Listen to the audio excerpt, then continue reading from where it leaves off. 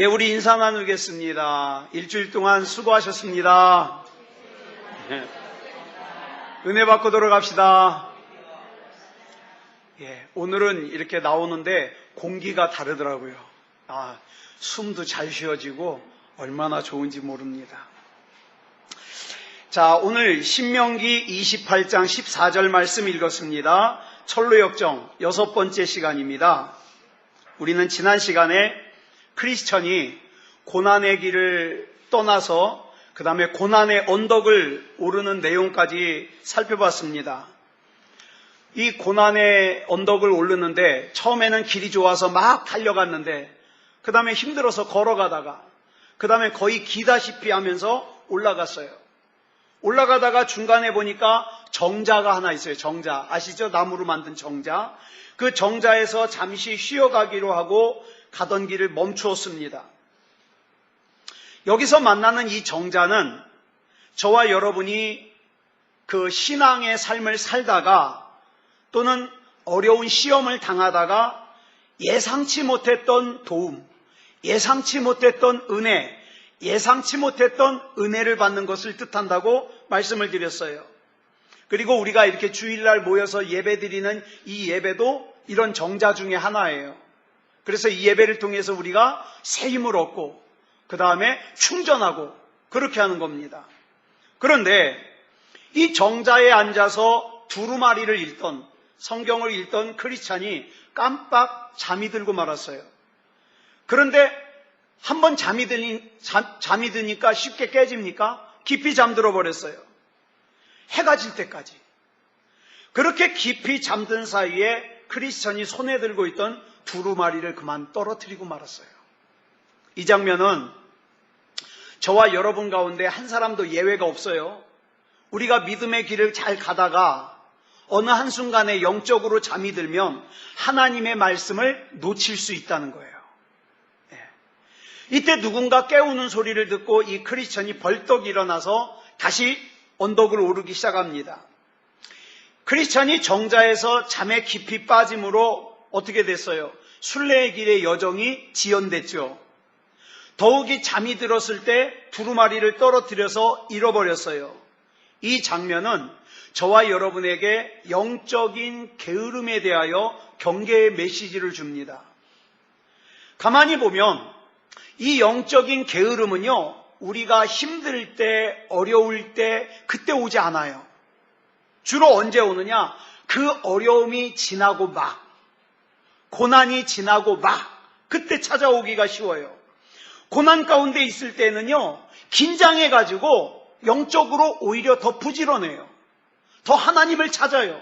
그런데 고난 이후에 잠시 평안한 시기를 만났을 때 영적으로 게을러지고 나태해지기가 쉬워요. 예를 들어 볼까요? 노아는 방주를 만들 때와 그 다음에 홍수를 만났을 때는 힘들잖아요. 힘들어요. 그런데 이때에는 긴장하느라고요, 느슨해지질 않았어요. 언제 실수를 했죠? 홍수가 다 지나고 평안한 시간이 왔을 때 포도주를 잔뜩 먹고 취해가지고 빨개 벗고 잤어요. 그래가지고 어떻게 해요? 부끄러움을 당했어요. 기드온이라고 하는 사사는 달랑 300명의 용사를 데리고서 미디안의 13만 5천 명의 대군을 물리치는 대단한 업적을 남겼어요.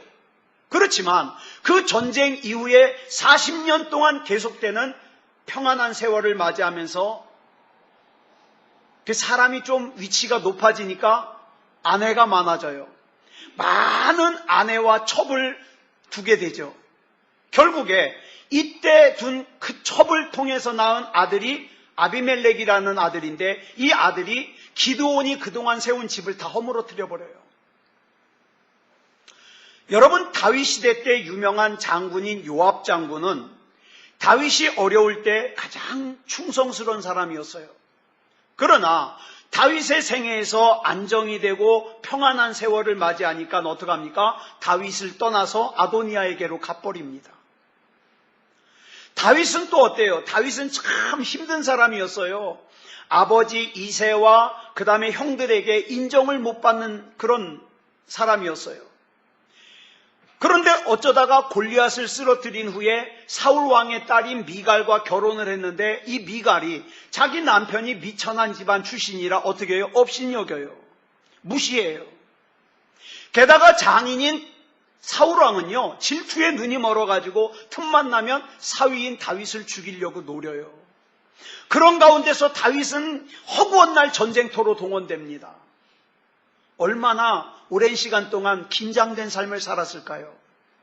그러다가 마침내 이 다윗이 이제 조금 편한 그런 시간을 맞았어요. 평안한 때가 돼가지고 왕궁의 지붕 위를 어슬렁거리고 걷다가 자기 부하 장수인 우리아의 아내인 밧세바가 목욕하는 장면을 목격하게 되죠. 그래가지고 어떡합니까? 간음을 저지르고 자기가 간음한 것을 숨기려고 자기 충성스러운 부하인 우리아를 죽음으로 내몰아 버려요. 여러분, 이런 범죄들 가만히 보세요. 이런 범죄들은 주로 언제 일어나느냐? 우리가 좀 살만하다 생각될 때 와요. 특히 믿음 있는 사람들, 믿음 없는 사람들은 말할 것도 없고, 믿음 있는 사람들은요, 그래도 어려움 만났을 때, 문제 만났을 때는요, 하나님 앞에 기도합니다. 이 문제 좀 해결해 달라고. 나 하나님 아니면 안 된다고. 그러다가 좀 살만해지니까 어떻게 해요? 엉뚱한 짓을 툭툭 저지르는 거예요. 여러분, 여기 나오는 이 정자는 순례의 길을 가는 순례자들이 쉴 수 있도록 하나님이 마련해 주신 은혜입니다. 그런데 이 크리스찬이 이 정자의 편안함에 그만 취해가지고 영적으로 깊은 잠이 들고 말았어요. 근데 여러분, 죽어있는 사람도 자기가 죽어있는 줄 모르지만 잠들어 있는 사람도 자기가 잠들어 있는 걸 몰라요. 잠들어 있는 걸 알면은 일어날 텐데 잠들어 있는 걸 몰라요. 여러분, 예수님께서 십자가에 달려 죽으시기 전에 예수님의 제자들 중에 베드로와 요한과 야고보를 데리고서 예수님께서 겟세마네 동산에 가서 기도를 하셨어요. 그런데 예수님께서 조금 기도하다가 와보니까 제자들이 기도는 하지 않고 코 골고 자고 앉았어요. 그래 예수님이 나와 함께 1시간도 같이 기도할 수 없냐? 책망하시죠. 그러면서 뭐라고 말씀하셔요? 시험에 들지 않도록 깨어 기도하라. 그런데 여전히 베드로는 잤어요. 예수님 기도하러 가시면 잤어요. 그래서 어떻게 됐어요? 예수님 모른다고 3번이나 부인했잖아요. 만약에 겟세마네 동산에서 자지 않고 깨어 기도했더라면 부인하지 않았을 텐데. 참 아쉬움이 있죠. 자, 잠에서 깨운 크리스찬이 허겁지겁 고난의 언덕을 올라갑니다. 그래서 꼭대기에 이르렀을 때 맞은편에서 자기를 향해서 달려오는 2사람을 만나요. 한 사람의 이름은 겁쟁이라 그러고 또 다른 한 사람의 이름은 의심쟁이라 그래요. 겁쟁이는 얘기합니다. 앞으로 가면 갈수록 힘들어. 뭔 놈의 신앙생활이 하면 할수록 부담스럽고 힘들어. 그래서 나 안 할래. 돌아가는 거예요. 의심쟁이는 뭔 좋은 일이 있을 줄 알고 나왔는데 아무 일도 없네. 돌아가는 거예요. 이 2사람이 하는 말이 가다 보니까 저기 사자가 2마리가 있는데 더 이상 가다가는 사자한테 잡혀먹힐 것 같아. 그래서 우린 돌아갈 거야. 되돌아가요. 이 겁쟁이와 의심쟁이는 이 순례의 길을 가다가 믿음의 길을 가다가 어려움을 만나고 고난을 만나는 것 때문에 신앙생활을 중단하는 거예요. 예수 믿으면 어려운 일 안 만날 줄 알았는데 예수 믿으면 편하게 잘 살 줄 알았는데 이게 뭐야? 돌아가는 거예요. 그런데 이 겁쟁이와 의심쟁이가 하는 얘기를 가만히 들어보면 실제로 자기가 겪은 게 아니라 이럴 것 같아요. 좋은 일이 없을 것 같아. 더 이상 별다른 일이 없을 것 같아. 나 그래서 돌아갈 거야. 그렇기 때문에 2사람은 사자가 있는 거는 봤지만 뭘 못 봤어요? 하나님께서 그 2사자를 쇠사슬로 메어놓은 걸 못 봤어요. 여러분, 이 2사자를 쇠사슬로 묶어놓은 것은 누구만 볼 수 있습니까? 하나님을 신뢰하는 사람만 볼 수 있어요. 겁쟁이와 의심쟁이가 이렇게 두려워하고 의심을 하는 이유는 하나님의 약속을 믿지 않았기 때문이에요. 그렇기 때문에 하나님께서 나를 인도하신다는 것도 믿질 못해요. 만약 하나님의 약속을 믿는 사람이라면 반드시 내 인생을 하나님께서 인도하신다는 것을 믿을 겁니다. 또한 이 두 사람의 특징은 자꾸 부정적인 얘기를 퍼뜨려서 그 얘기를 듣는 다른 사람마저도 부정적인 사람이 되게 만들어요. 마치 가나안의 염탐을 갔던 12명의 정탐꾼 중에 10명이 부정적인 보고를 합니다. 그래서 그 얘기를 옆에서 들은 이스라엘 백성들이 같이 두려워하고 같이 부정적인 생각을 해서 어떡합니까? 돌아가자고 울고불고 하잖아요. 여러분, 이런 말씀 드리고 싶어요. 여러분들은 식구들과 있을 때 주로 긍정적인 얘기를 합니까? 부정적인 얘기를 합니까? 교회 얘기를 할 때 긍정적인 얘기를 합니까? 부정적인 얘기 합니까? 목사 얘기를 할 때 긍정적인 얘기를 합니까? 부정적인 얘기를 합니까? 다른 성도 얘기할 때 긍정적인 얘기합니까? 부정적인 얘기합니까? 무슨 얘기했는지 여러분 아실 거예요. 그러면 여러분 자신이 2명의 정탐꾼 여호수아와 갈렙인지 아니면 10명의 정탐꾼인지 여러분이 아십니다. 여러분, 크리스천도요, 이 겁쟁이와 의심쟁이가 하는 말을 듣고는 처음에 두려움이 생겼어요. 정말 가다가 사자한테 잡아먹히면 어떻게 두려웠어요. 그래서 여러분, 저와 여러분은 에베소서 6장에서 말하는 구원의 투구를 반드시 써야 돼요. 왜 구원의 투구를 써야 되느냐? 우리의 믿음과 구원을 손상시키는 생각들과 말들로부터 우리 생각을 지키는 거예요. 이 구원의 투구가. 겁쟁이와 의심쟁이 때문에 크리스찬은 잠시 두려움으로 주춤했지만 어차피 내가 집으로 돌아가도 어떻게 돼요? 내 집이 있는 곳은 유황불로 금방 멸망당할 거예요. 그러니까 나는 죽더라도 천국으로 가야 된다. 그래서 계속 갑니다. 이게 믿음이에요. 여러분, 믿음이 뭐냐? 여기서 또 하나 정의를 내리자면 믿음은 위험과 불확실한 것을 하나님의 말씀을 의지하여 뛰어넘는 것, 이게 믿음입니다. 이게 믿음. 마가복음 7장을 보면 여러분 잘 아시는 귀신 들린 딸을 둔 수로보니게 여인이 나와요. 이 수로보니게 여인이 예수님을 찾아와서 귀신 들린 딸을 고쳐달라고 강청합니다. 그런데 웬일인지 예수님께서 처음에는 아무 대답도 안 하고 무시하다가 그 다음에는 나는 이스라엘의 잃어버린 양을 위해서 왔지 난 다른 데로 보내심을 받지 않았다. 거절하는 거예요. 난 너하고 상관없다. 너하고 볼 일 없다. 거절하는 거예요. 그럼에도 불구하고 이 수로보니게 여인은 예수님의 말씀대로 그렇습니다. 예수님 말씀하신 대로 나는 무가치한 존재입니다. 그렇지만 예수님이 말씀하신 대로 자녀들에게 은혜를 주시고 남은 부스럭이 있잖아요. 부스럭이. 그 부스럭이라도 나한테 좀 주십시오. 강청하죠. 이에 예수님께서 이 수로보니게 여인의 믿음을 칭찬하시면서 귀신 들린 딸을 고쳐주시는 거예요. 이런 믿음이 오늘 저와 여러분에게 필요합니다. 하나님과 거래하려고 하지 마세요. 내가 하나님 앞에 이만큼 했으니까 하나님도 나에게 이만큼 해줘야 된다. 아니요. 하나님께서는 저와 여러분이 드리는 이만큼 그거 필요 없어요. 그렇기 때문에 하나님은 저와 여러분의 전부를 원하십니다. 하나님이 아니면 안 되는 삶을 원하셔요. 이런 믿음이 오늘 저와 여러분에게 필요하다고요. 그래 이 크리스찬이 길을 가면서 이 겁쟁이와 의심쟁이 때문에 생긴 이 두려움을 없애려고, 여러분 걱정 많을 때 두려울 때 성경 말씀 보잖아요.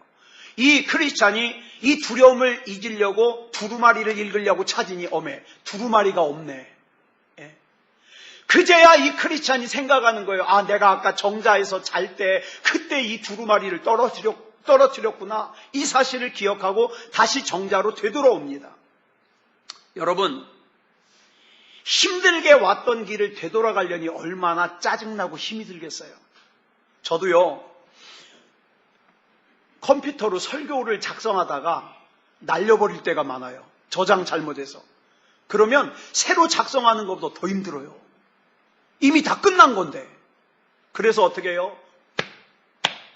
내 가슴을 치면서 아우 왜 그걸 저장을 잘못해가지고 막 이러면서 막 얼마나 그게 힘든지 몰라요. 자 보세요. 이 크리스찬은 정자로 돌아가면서 내가 왜 그 정자에서 잠을 잤냐, 그 막 자기를 탓하는 거예요. 앞으로 계속 가도 지금 내가 부족할 판에 내가 지금 이 뒤로 돌아가는 게 이게 말이 돼? 같은 길을 내가 지금 3번을 왔다 갔다 하는 게 말이 돼? 그러면서 막 투덜거리면서 되돌아가죠. 여러분, 참된 믿음을 가진 사람도 잠깐 동안 구원의 확신을 잃어버릴 때 있어요. 그죠? 잃어버릴 때 있어요. 그 잃어버린 구원의 확신을 회복하기 위해서는 반드시 잃어버린 곳으로 돌아가야 됩니다. 잃어버린 곳으로. 결국 크리스천은 두루마리를 잃어버린 정자로 되돌아가서 밑에 떨어진 두루마리를 발견하고 얼른 그걸 집어들죠. 그리고 가슴 안쪽 깊은 곳에다가 그 두루마리를 넣습니다. 이 두루마리를 되찾은 크리스천은 너무 기쁜 거예요. 구원의 확신이 회복된 거예요. 그렇지, 내가 하나님을 만난 기쁨이 이런 거였지, 내가 예전에 기도하다가 느꼈던 기쁨이 이런 거였지, 내가 왜 그동안 이걸 모르고 살았을까? 그래서 크리스천은 기뻐하면서 다시 길을 갑니다. 이렇게 계속 길을 가던 크리스천은 아름다움이라고 하는 이름의 궁전 앞에 도착을 했어요. 이 아름다움이라는 궁전은요, 이 세상에 눈에 보이는 교회예요. 이 궁전은 교회를 뜻해요. 교회. 눈에 보이는 교회. 그런데 이 아름다움이라고 하는 궁전에 들어가는 입구에 사자가 2마리가 있어요. 그래서 이 크리스찬은 생각했어요.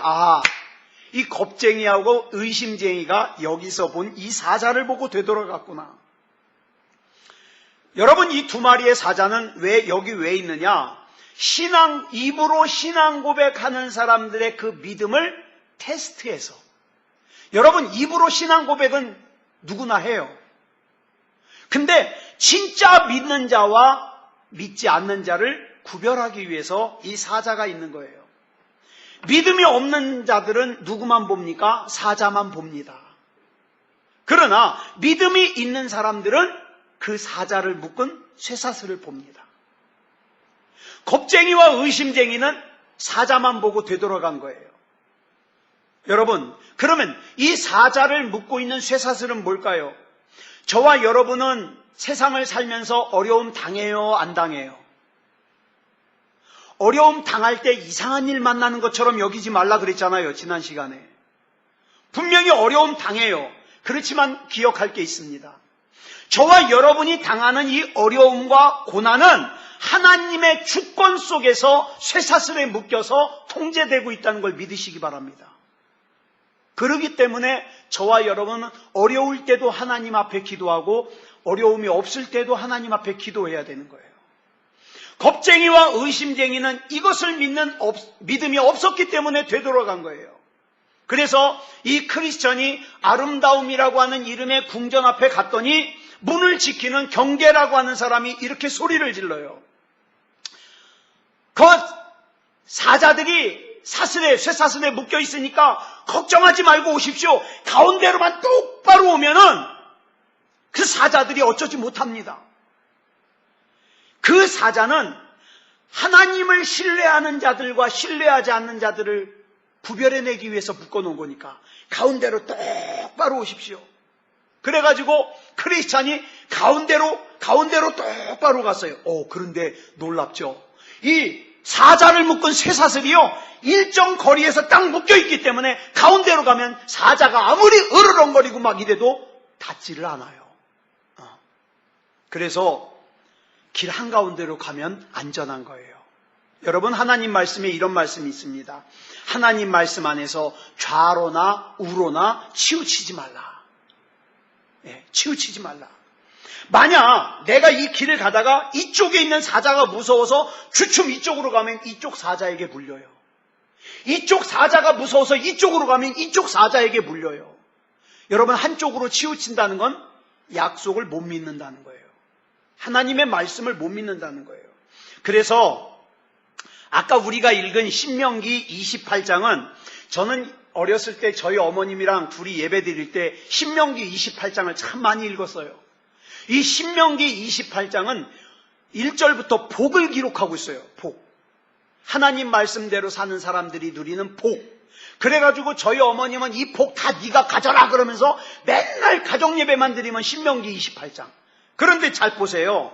신명기 28장 1절부터 13절까지 보면 하나님 말씀에 순종하는 사람들이 받는 복을 쭉 기록하고 있으면서 14절에서 오늘 같이 읽은 본문 14절에서 이렇게 마무리를 하고 있어요. 시작. 내가 오늘 너희에게 명령하는 그 말씀을 떠나 좌로나 우로나 치우치지 아니하고 다른 신을 따라 섬기지 아니하면 이와 같으리라. 여기서 말하는 이와 같으리라 뭐예요? 앞에서 말한 복 다 줄게. 다 줄게. 그러므로 우리는 어떤 상황에 있든지 하나님 말씀 가운데서 중심을 지키고 있어야 돼요. 크리스찬은 사자를 지나서 문지기가 있는 오두막집에 도착해서 이 집이 무슨 집이냐고 물었어요. 그랬더니 문지기가 대답해요. 이 집은 이 산의 주인 되시는 분이 이 순례의 길을 가는 사람들을 쉬어갈 수 있도록 지으신 집입니다. 이렇게 대답을 해요. 그런데 들어오라고 안 해요. 잘 보세요. 이게 중요해요. 문지기가 말하기를 이 댁의 아가씨 가운데 분별이라고 하는 이름의 아가씨가 있는데 이 아가씨가 크리스찬 당신의 이야기를 듣고 흡족하게 여기면 들어갈 수 있습니다. 이 집안에 있는 가족들을 만나게 할 수 있습니다. 이렇게 얘기를 하죠. 그래서 여기서 중요한 게 크리스찬의 이야기를 듣고 문지기가 선뜻 들어가라고 문을 열어주지 않았다는 거예요. 분별이라고 하는 이름의 아가씨를 불러서 크리스찬의 영적 상태를 체크를 합니다. 그리고는 이 분별이라는 아가씨를 부르려고 벨을 누르니까 이 분별이라는 아가씨가 나와가지고 크리스찬의 간증을 듣게 되죠. 그래가지고 이 크리스찬이 지금까지 여기까지 오면서 겪었던 일들을 갖다가 다 이야기를 해줍니다. 이 크리스찬의 간증을 들은 분별이라는 이름의 아가씨가 살짝 웃음을 지면서 눈에는 눈물이 착 고여요.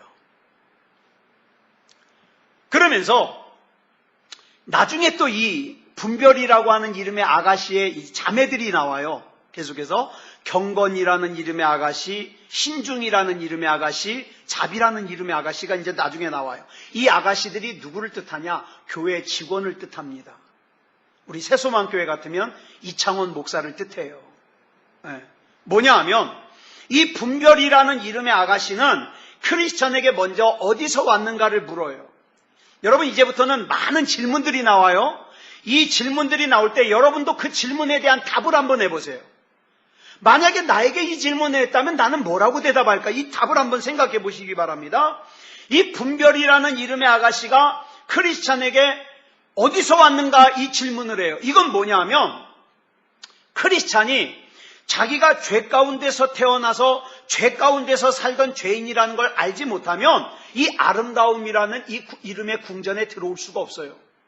여러분, 절대 여러분들이 죄인이었다는 것을 모르는 사람은요, 신앙생활 못합니다. 못해요. 교회는 올 수 있어요. 그러나 신앙생활을 시작할 수가 없어요. 내가 죄인이었다는 걸 알아야 돼요. 그 다음에 두 번째 질문은 어디로 가느냐? 목적지에 대한 질문이에요. 내가 가야만 하는 목적지가 천국이라는 것을 분명하게 아는 사람은 천국으로 가는 과정 속에서 만나는 일들을 어떻게 해요? 대수롭지 않게 이길 수 있어요. 그런데 천국으로 가는 목적지 자체를 모르고 있다면 아무것도 아는 일에 퍽퍽 나자빠지는 거예요. 그 세 번째 질문이 뭐냐? 어쩌다가 순례의 길에 들어섰냐는 거예요. 다시 이 질문을 다시 하면 어쩌다가 신앙생활을 하기 시작했느냐? 어쩌다가 당신은 하나님이 아니면 안 되는 삶을 살게 되었느냐? 이 질문이죠. 이 질문은 우리의 신앙생활, 지금까지의 신앙생활을 묻는 거예요. 그 다음에 네 번째 질문은 순례의 길을 오는 동안에 누구를 만났느냐? 이건 크리스찬의 체험을 묻는 질문입니다. 그 다음에 마지막으로 묻는 질문이 뭐냐? 당신의 이름이 뭡니까? 여러분, 우리는 보통 사람 만나면 뭐부터 물어봐요? 이름이 뭐예요? 영어를 아주 못하는 사람도 한 가지는 알아요. 그죠? 당신의 이름은 무엇입니까? 이건 알잖아요. 보통 사람들은 만나면 이름부터 물어보는데 여긴 맨 마지막에 나와요. 이유가 뭘까요? 여러분, 존 버년이 이 철로역정을 쓸 당시에는요, 이름만 들어보면 그 사람의 가문이 좋은 가문인지 하찮은 가문인지를 알 수 있었어요. 게다가 사회적인 위치를 알 수 있었어요. 그런데 그 이름을 맨 마지막에 물었다는 것은, 천국으로 가는 것은 그런 신분으로, 그런 재물로 판단하는 게 아니다, 이걸 뜻하는 거예요. 자, 이 분별이라는 이름의 아가씨는 크리스찬의 말을 다 듣고 나자 만족스러웠어요. 그래서 이 분별이라는 이름의 아가씨의 눈에 눈물이 맺혔다 그랬는데, 이건 뭐냐면 천하를 주고도 바꿀 수 없는 귀한 영혼이 오늘 또 하나가 어둠에서 빛으로 나왔다, 이 감격이죠. 그리고 나서는 이제 이 분별이라는 이름의 아가씨가 자기 자매들을 소개시켜줘요.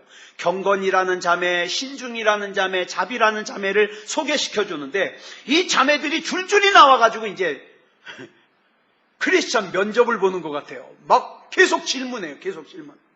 자, 먼저 신중이라는 이름의 아가씨가 크리스천에게 질문합니다. 당신은 어쩌다가 이 순례의 길을 출발했습니까? 어쩌다가. 혹시 이 질문은 왜 하냐면, 혹시 신앙생활의 동기가, 여러분 예수 왜 믿어요? 신앙생활 왜 하세요? 부자 되려고요. 행복하게 살라고요. 병 고치려고요. 내 자식놈 잘 되라고요. 이런 잘못된 동기로 신앙생활을 시작하면 결과가 잘못될 수 있기 때문에, 신앙생활의 동기를 물어보는 거예요. 두 번째로, 그러면 왜 당신은 넓은 길로 가지 이 좁은 길로 왔습니까? 이걸 물어요. 보통 사람들은 이런 거, 당신은 어쩌다가 이렇게 신앙 믿음이 좋아졌습니까? 물어보면 뭐라고 대답해요? 우리 집안이 4대째 예수 믿습니다.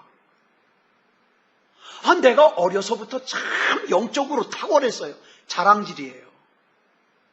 근데 이 크리스찬은 뭐라 그러냐? 당신은 왜 넓은 길로 가지 않고 좁은 길로 갔습니까? 그랬더니 하나님의 은혜로 전도자를 만나서 좁은 길을 선택했습니다, 이렇게 대답을 해요. 세 번째로는, 오다가 해석자의 집에서 들은 가르침 있죠? 그 가르침을 좀 알려주시겠습니까? 그랬더니, 여러분, 그 해석자의 집에서 우리가 7가지 들었잖아요. 그 중에 3가지를 설명을 해요. 하나님의 진정한 성도는 하나님의 말씀을 잘 기억해야 됩니다. 제가 이렇게 우리 이영희 권사님을 모시고 이제 끝나고 집에 모셔다 드리잖아요. 가다 보면은 저는 참 놀라워요. 오늘 들은 설교 내용을 줄줄이 다시 한번 말씀하시는데요. 이야, 어쩌면 그렇게, 저는 제가 한 설교도 그렇게 기억 못해요. 다 얘기를 해요. 다 얘기해요. 그러면서 지난주에는 그러시더라고요. 목사님 설교 듣고 은혜 받았다고 하는 분 오늘 있었습니까? 제가 권사님이 처음입니다. 그랬더니 정색을 하시면서 왜 안 그런데요? 왜 안 그런데요? 그래서 제가, 권사님은 저의 기쁨입니다. 자, 보세요. 하나님의 말씀을 듣고 하나님의 말씀을 기억하는 건요, 성도로서의 바른 생활이에요. 그래서 크리스찬은 십자가 앞에서 자기가 또 체험한 것을 얘기해요. 어떻게 하다가 짐이 벗겨졌는지, 어떻게 하다가 옷을 새로 입었는지, 어떻게 하다가 두루마리를 받았는지, 이걸 얘기를 해요. 그리고 이제 신중이라는 이름의 아가씨가 질문이 끝나자 이번에 경건이라고 하는 이름의 아가씨가 질문을 시작합니다. 이 경건이라는 이름의 아가씨는 물어봐요. 집 생각 안 나요? 고향 생각 안 나요? 그러니까 크리스천이 천국이 무엇보다도 귀하고 소중하기 때문에 나의 죄악된 옛생활로 돌아갈 생각 전혀 없습니다. 그러자 이 경건이라는 이름의 아가씨가, 우리가 살다 보면 성령을 거스르는 육체의 소욕들이 생기는데, 그렇잖아요. 여러분들이 아무리 하나님을 믿는다 그러지만 이 속에 뭐가 있어요? 불끈불끈 육체의 소욕이 있잖아요. 그래서 막 때로는 막 화딱지도 나고, 그죠? 밉기도 하고. 그 육체의 소욕을 어떻게 다스립니까? 그랬더니 크리스찬이 4가지를 대답을 해요. 십자가를 바라봅니다. 거기서 나에게 입혀주신 의의 겉옷을 바라봅니다. 그 다음에 거기서 나에게 주신 두루마리를 바라봅니다. 그리고 내가 가고자 하는 저 천국을 바라봅니다. 4가지. 이 경건이라는 이름의 아가씨의 질문이 끝나자 이번에 자비라는 이름의 아가씨가 질문을 해요. 가정이 있습니까? 예, 가정이 있습니다. 아내가 있고 4명의 아들이 있습니다. 왜 함께 안 왔습니까? 크리스천으로서는 제일 아픈 부분이에요. 오자 그랬죠. 이 자비라는 아가씨가 이 질문을 하는 이유가 있어요. 아무리 입으로 대단한 신앙 고백을 한다 하더라도 자기 가족의 신앙을 돌아보지 않는 신앙생활은 신뢰할 수 없기 때문에. 그래서 이 질문에 크리스천이 눈물을 흘리면서 대답해요. 같이 오자 그랬죠. 그런데 완고하게 거절해서 할 수 없이 혼자 왔습니다. 그래서 이 자비라는 이름의 아가씨가 또 물어요. 그러면 그 식구들을 위해서 권고는 했습니까? 기도는 했습니까? 설득은 했습니까? 이렇게 질문하는 이유도 정말 이 크리스찬이 자기 가족을 구원할 마음이 있는지, 저와 여러분도 사랑하는 가족들 가운데 불신앙하는 가족이 있다면 어떻게 해야 돼요? 그 가족에게 자꾸 권고해야 돼요. 듣기 싫어해도 권고해야 돼요. 그 다음에 기도해야 돼요. 설득해야 돼요. 진짜 믿음이 있는 사람은. 이렇게 분별과 신중과 경건과 자비 4명의 아가씨는 철저하게 크리스천을 살핀 다음에 어떻게 해요? 아름다움이라고 하는 이름의 궁전으로 들어오는 것을 허락합니다. 여기서 궁전 안으로 들어간다는 건 무슨 뜻이냐면 성찬식에 참여한다는 거예요. 여러분, 우리가 가끔 성찬식 하죠. 이들은 이 크리스찬이 성찬식에 참여할 만한 사람인지를 살피는 거예요. 성도들은 이 성찬식에 참여하기 전에 철저하게 자기를 돌아봐야 됩니다.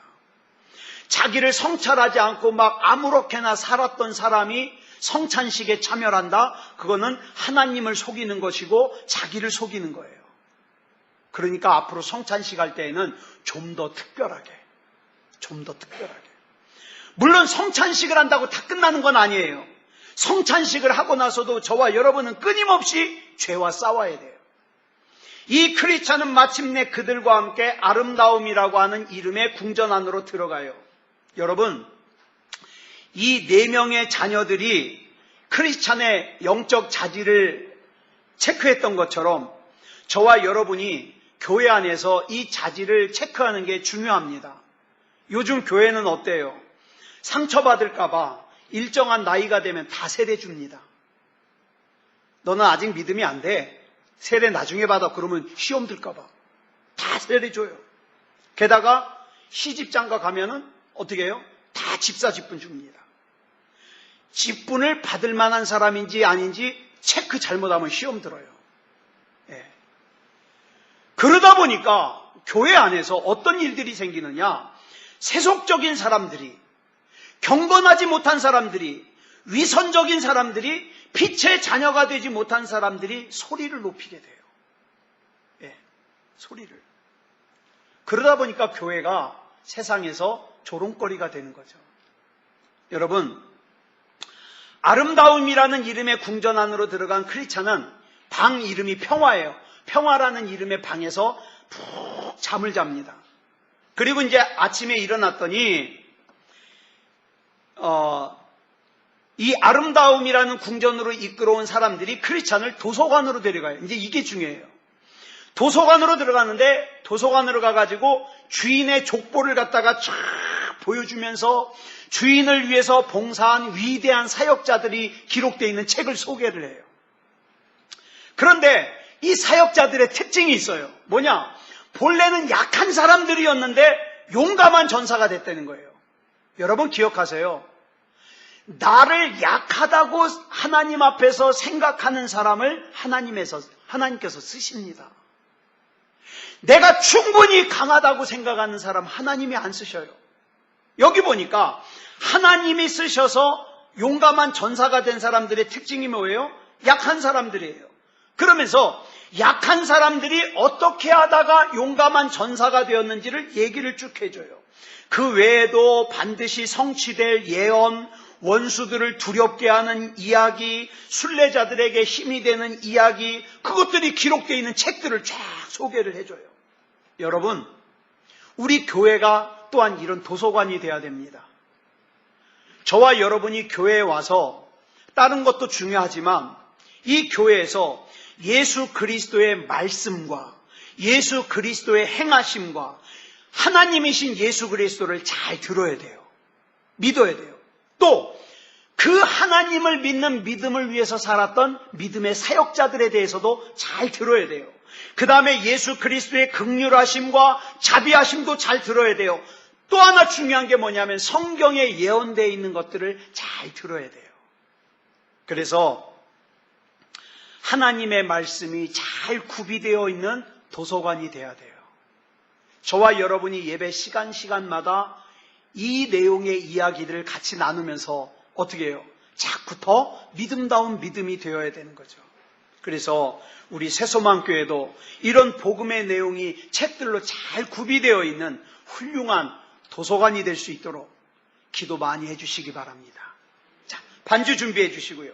그래서 우리가 오늘 말씀을 생각하면서 찬송가 330장 부르고 합심으로 기도하겠습니다. 어두운 밤이 곧 될 거예요. 저와 여러분이 내 몸을 내 마음대로 움직일 수 없는 때가 될 거예요. 그때가 되기 전에 나의 직분 잘 지켜서 하나님께서 나에게 맡겨주신 사명 잘 감당해야 되겠죠. 자, 우리 같이 찬양하겠습니다.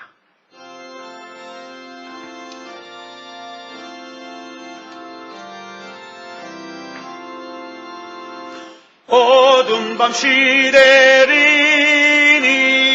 내 직분 지켰소.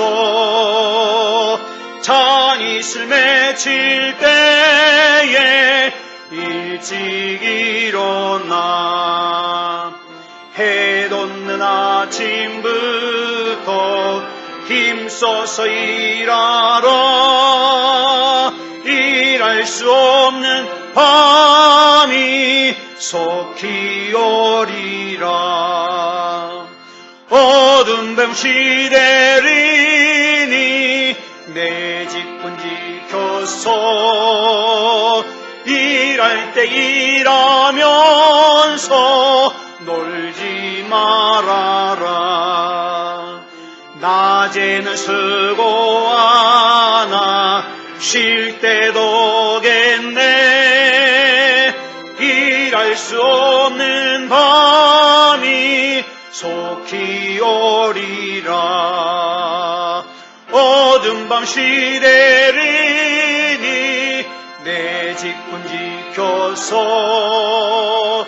지는 해 비낀 볕에 힘써 일하고 그 빛이 다하여서 어둡게 되어도 할 수만 있는 대로 힘써 일하라.